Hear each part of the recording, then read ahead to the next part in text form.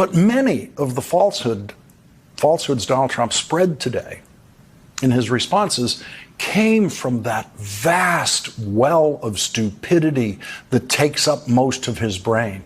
The stupidest person who has ever won a nomination for president stood there in front of those reporters and said his opponent isn't smart enough to do what he was failing at right in front of those reporters. Donald Trump gets credit from the people he lied to today for lying to them. They appreciate it. Reporters understandably and incorrectly believe that the most important thing a candidate can do is answer their questions. But they don't know what an answer actually is. Words spoken after their question marks are not necessarily answers and are never answers when they come from Donald Trump. After Donald Trump's disastrous press conference yesterday, a veteran political journalist and MSNBC host dedicated a blistering monologue to not only roasting Trump for his lies and stupidity, but more importantly, for calling out the media for their failures and double standards, including, by name, his own network. But before we unpack all that, if you end up liking this video and you want to support the channel, please be sure to hit the like, subscribe, and alert bells before you go. All right, friends, we have several clips to talk about in this video. For the record, the entire monologue is about 20 minutes long. We're not going to play it. You should definitely check it out. It's Lawrence O'Donnell, okay? Now, the last word with Lawrence O'Donnell is the name of his MSNBC show. He is a veteran political journalist, and he says something here which really speaks to me because one of the recurring theses of this channel, Pondering Politics, is to call out the double standard that is held not just by right-wing media, but quite frankly by mainstream media, and also quite frankly, to some extent, even left-wing media, that they grade Donald Trump and the Republicans on a curve. A transgression or a falsehood coming from a Democrat matters so much more to them than it does from a Republican or Donald Trump. And it's journalistic malpractice. And Lawrence O'Donnell makes a really compelling case. Now, I'm just a political pundit, political commentator, someone with a political science degree. O'Donnell is a journalist, a professional journalist, a professional reporter. And so for him to call this out while on air on a network and to call out his network by name is really powerful. So we're going to play some of these clips, 3 in particular, starting with this one in which O'Donnell really lays it on to the media. Well, it was 2016 all over again today. Donald Trump spoke at his home in Florida for over an hour, and all of the cable news networks, including this one, carried it live, just like they all did repeatedly in 2016. It would be hard to find a sentence in what Donald Trump said today that did not include at least one lie. Some of the networks tried to play catch up with fact-checking after Donald Trump finished speaking, but that, of course, is way too late and utterly useless. No network even attempted to fact-check every lie Donald Trump told. Every network has the capacity, especially with these wide screens we now have at home, to run a live scroll at the side of the screen, fact-checking many of Donald Trump's lies. Not all of them, that would be impossible, but many of them as he speaks. For example, when Donald Trump said, quote, Kamala Harris is not smart enough to do a news conference, the networks could have simply put on the side of the screen, Kamala Harris is a graduate of Howard University and University of California Hastings College of Law. Of course, Donald Trump proved once again today that he is not smart enough to do a news conference by saying something that was provably false in every response he gave to every single question. Most of those were knowing lies by Donald Trump. But many of the falsehoods Donald Trump spread today in his responses came from that vast well of stupidity that takes up most of his brain. The stupidest person who has ever won a nomination for president stood there in front of those reporters and said his opponent isn't smart enough to do what he was failing at right in front of those reporters. And to make a bad news coverage situation worse, none of the networks, none of them, carried Kamala Harris's speech live after the Trump appearance. None of them. This network brought you the last few minutes of Kamala Harris's speech live, but was actually doing Olympics coverage when the speech began and kept doing it. And So there you go. You have a guy who is so fed up that he's calling out his own employer, his own network, by name while on air. That is how frustrated he is with the journalistic malpractice in America. And I think he makes an incredibly compelling case. It's bad enough that Trump is who he is, as stupid as he is, as dishonest as he is, but the media has to play a role in fact-checking this and correcting this. And they have multiple tools at their disposal to do it. He goes into more detail in this clip. 2016 all over again. The same mistakes are being made. I have never seen an industry slower at learning from its own stupid mistakes than the American news business. And you cannot expect them in the next 89 days to figure out what they haven't been able to figure out in 9 years, how to cover a Trump for president campaign. One of the Harris-Walz campaign slogans now is, "We're not going back." But we just went back today. We went back 9 years in the press coverage of the campaign, the media coverage. Donald Trump gets credit from the people he lied to today for lying to them. They appreciate it. Reporters understandably and incorrectly believe that the most important thing a candidate can do is answer their questions. But they don't know what an answer actually is. Words spoken after their question marks are not necessarily answers and are never answers when they come from Donald Trump. There are rumblings in the news media now about Kamala Harris as a presidential candidate not doing what Donald Trump did today.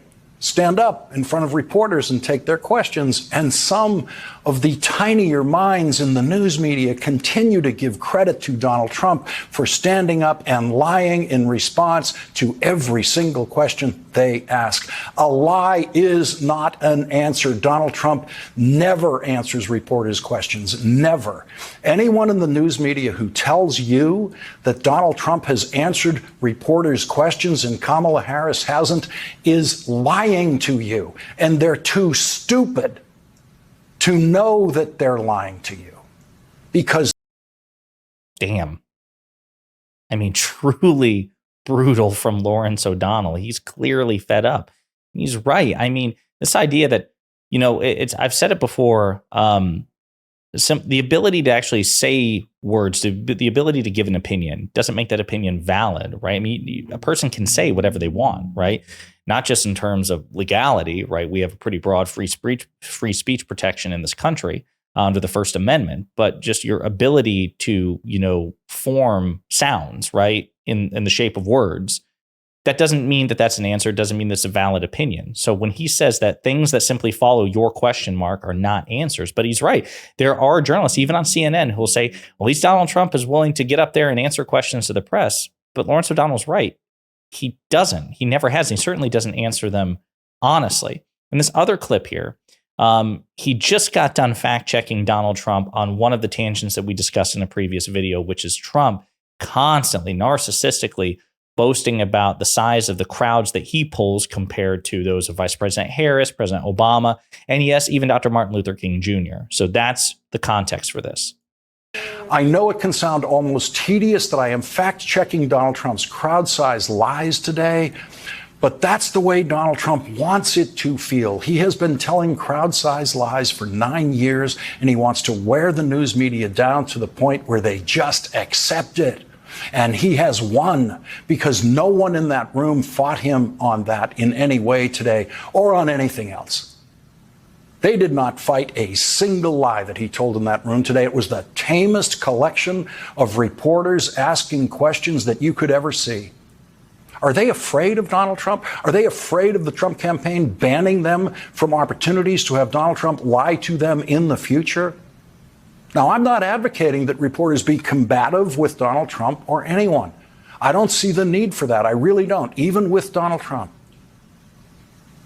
But how can you be so tame and timid in the presence of Donald Trump when you do this? Do you believe that?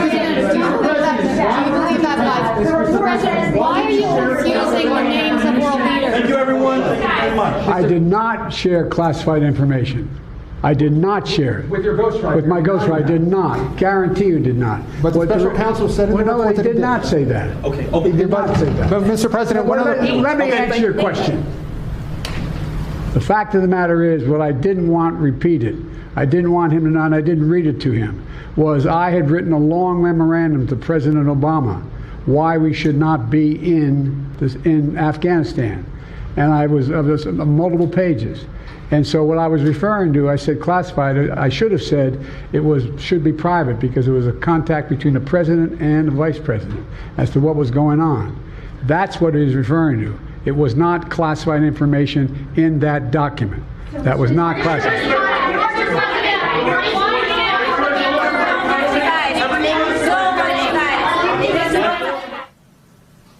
Donald Trump did not hear that sound today. He did not hear that screaming. If Donald Trump gets back in the White House, he will never hear that sound from those people, never. If Vice President Harris stands in front of those same reporters, do you think they will be as tame and reserved and polite as they were with Donald Trump today? Or will it look like this? The president, I can tell you, has seen a neurologist 3 times, as it's connected to a physical that he gets every year that we provide to all of you. It's a very basic, direct question. Wait. Hold on. Wait a second. 8 times, or at least once, in regards to the president specifically. Hold on a second. That's what you should be able to answer by this point. Wait, no. Reporting about it. No, wait a minute. Ed, please. A little respect here, please. So every year, around the president's physical examination, he sees a neurologist. That's 3 times, right? So I am telling you that he has seen a neurologist 3 times while he has been in this presidency. That's what I'm saying. We should have kept that video rolling, because they kept yelling at her. You're not answering the question. They were outraged. But she was actually answering the question. They don't know what an answer is. And what Turns out that was in response to the Parkinson's expert, which was, a person who was reportedly visiting the White House. It was on the White House visitor logs. White House visitor logs, by the way, that under the Trump administration, the press never had access to. We have no idea who the hell visited Donald Trump, because he kept that information secret. The Biden administration keeps that information public. So they found out that a doctor who was a Parkinson's disease expert had made frequent visits to the White House. And then it was reported later, because, of course, there was mass speculation. Oh, my God, he must be visiting President Biden. President Biden must have Parkinson's disease. That's why they were so fed up with Karine Jean-Pierre, except it turns out that wasn't the case. That doctor never met President Biden. As a matter of fact, the vast majority of the times that the doctor was present, President Biden wasn't even at the White House. So what Lawrence O'Donnell is saying is that for the smallest reason, the press will pounce and be often disrespectful, often rude, often combative, not just with the White House press secretary, but the sitting president of the United States. In contrast, they just take Donald Trump's lies at face value, even though they know he's lying to them. Trump is graded on a curve. He just is. And the guy, by the way, who had that back and forth with Karine Jean-Pierre, that was Ed O'Keefe of CBS News. That wasn't a Fox propagandist. That was part of the mainstream liberal media. Even he grades Trump on a curve and holds President Biden and Karine Jean-Pierre to an infinitely higher standard. That is what Lawrence O'Donnell's fed up with. Pick a freaking standard. Ask tough questions of Democrats, liberals, progressives, President Biden, Vice President Harris. That's what the press should. But you should hold Republicans and Trump to the same standard. And when Republicans and Trump lie more, by far, then that should also factor into how you respond. You shouldn't pretend that these two unequal things are equal, because they're not. That's what Lawrence O'Donnell's fed up about. That's why, calling out the media is a recurring thesis of this channel. Fair doesn't necessarily mean equal when the two things in question are unequal. If you're a reporter and you're dealing with 2 people, a climate change skeptic or denier and somebody who believes in climate change, it would be dishonest, unfair, stupid, and irrational to pretend that these 2 worldviews are comparable, because they're not. Sometimes in life, 2 things are unequal, and we should be able to recognize meaningful distinctions between them. A journalist especially, because they're the ones reporting the facts. Donald Trump objectively lies far more than any Democratic politician. Every journalist should know that and react accordingly. And if the notion is that journalists want honest answers to their questions, they should be ruthless and relentless in pursuing that from Donald Trump at least as much as they are with the Democrats. That's Lawrence O'Donnell's point. It's an irrefutable, incontrovertible point. And I hope one day that he is able to get journalists on, people like Ed O'Keefe on, and talk to him. Why the hell do you have such a wildly asymmetric approach to the Democrats compared to Trump? It's super pathetic, dishonest, and stupid. And as Lawrence O'Donnell says, by the way, he even says this in his monologue, people should relentlessly mock and call out the media when they do this. And I agree.